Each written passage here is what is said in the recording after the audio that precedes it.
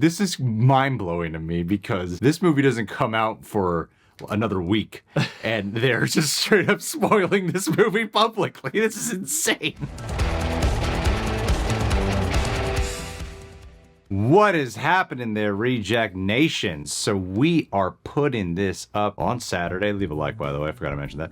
We're putting this up on Saturday. We're shooting this on Friday, a little bit after we did our last Morbius video. We did not intend for this to be Morbius week and weird Morbius news week. But apparently, the Morbius director, this is approved by Sony, did an interview with Cinema Blend and just straight up spoiled some big stuff about the film, answered some questions, clarified some things about Spider-Man. All I got was that information. I don't know the actual details or what the specific answers are. I was just like, I can't believe he actually did that. So there's gonna be spoilers in here. That's all we know is gonna be spoilers. First question from Cinema Blend. What universe does Morbius take place in? Daniel Espinoza apparently answered, Morbius lives in the same universe as Venom. This is the universe we saw Venom exit at the end of Venom Let There Be Carnage and return to at the end of Spider-Man No Way Home. Okay, that clarifies something because I can't believe we're getting these answers, because before we were being told that maybe Morbius just takes place in its own separate universe, even outside of Venom. So at least this puts it in conjunction with that, which could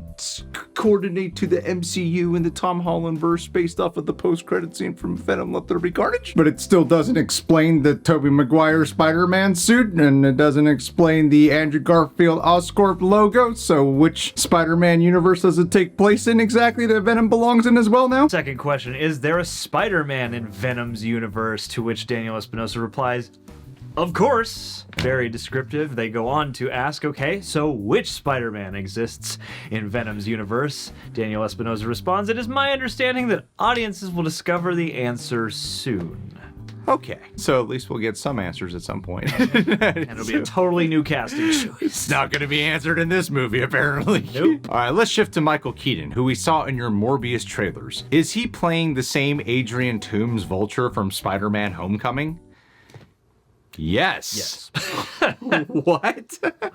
I like that the point of this is to clarify things, and I'm starting to get more confused again. How did he get to Venom and Morbius's universe? Well, at the end of Venom Let There Be Carnage and Spider-Man No Way Home, and in No Way Home itself, it is clearly established that it is possible for characters to transfer from one multiverse to another. The events of No Way Home had the effect of transferring Venom and Vulture and maybe others back and forth between the MCU and the Venom universe. Okay, so it's made clear then of how this all works. I guess so, at least in a singular kind of way. It doesn't seem like they can just hop back and forth whenever they please, but yeah. Okay, so no, this just straight up spoils then exactly how Adrian Toomes is there then. So after the events of No Way Home, Adrian Toomes was just planted over there in the Morbius world, which is the Venom world. I guess so. That's what I'm taking from this. And he's just adjusted. And he just was like, hey, you know, a lot of strange things happening. I got a Vulture suit, now I'm in a new universe. Whatever, it's Tuesday. This is mind-blowing to me because this movie doesn't come out for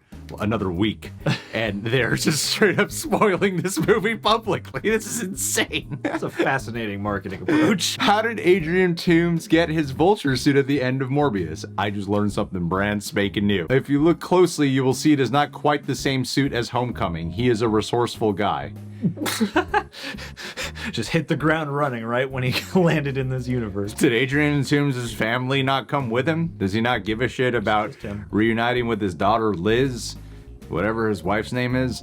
He doesn't care about any of that. He's like, no, I'm gonna just plant my mark here. Fresh start. Fresh start here in the Venom universe. This is a fresh start here. Literal get out of jail free card. Last question. Is Vulture and Morbius setting up a Sinister 6 movie?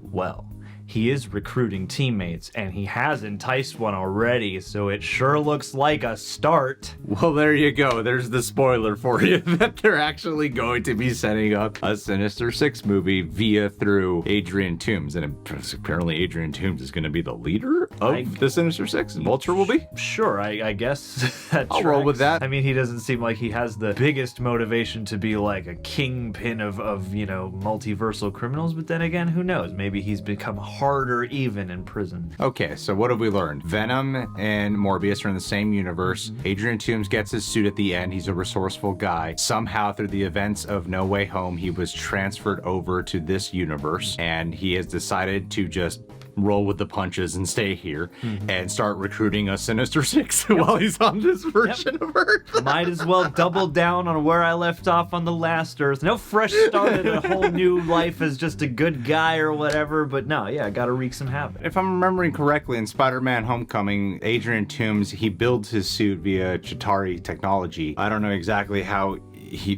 built any of this stuff, but these are all the things that people would be most interested in probably learning. I'm not saying everybody. I know there's a lot of people out there who just want to see a Morbius movie and see Morbius adapted and really get the gist of that. But this is like the these are the cliffhanger pieces of information, the things to most look forward to after Morbius. And he just straight up just let them all out of the bag this time around. Why keep it a surprise? Adrian Toomes probably gonna break into Oscorp now. There you go. There's some technology there. I wonder if this was part of like Sony PR being like, you gotta clarify some stuff because the leaks got out. Spider-Man connections are not in this movie. We removed stuff from the trailer and we need to keep people excited about this. So can you start talking about how this does tie into Spider-Man? It is building the bigger Spider-Man universe. Can you clean up our mess, please? Because yeah, he's gotta have like a publicist or a PR team nearby to be like, you can't be answering that. You can't be saying that. He's the director of the movie. Yeah. So they have to be on watch when it comes to these certain things, because I'm surprised by how much he just straight up spoiled. It's weird how in the last